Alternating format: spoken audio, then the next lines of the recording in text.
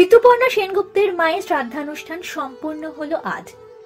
আপনাদের সবাইকে স্বাগত সিনে গসিপে।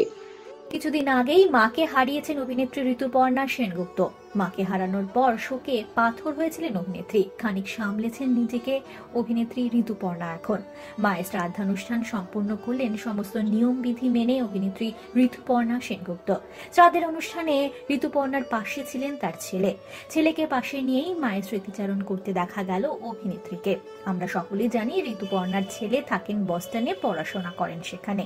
তবে দিদিমার কাজের জন্য তিনি এসেছেন মায়ের কাছে।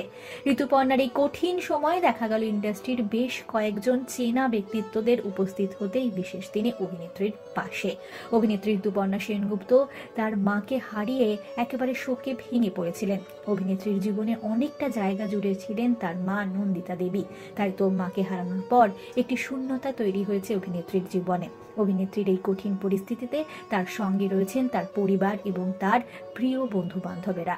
ঋতুপর্ণা সেনগুপ্তের মায়ের শ্রাদ্ধের কিছু মুহূর্ত আপনারা দেখতে পাচ্ছেন। অভিনেত্রীর এই কঠিন সময়ের জন্য রইল গভীর সমবেদনা। আশা করছি দ্রুত অভিনেত্রী এই কঠিন সময় অতিক্রম করে আবারও স্বাভাবিক জীবনে ফিরে আসবেন।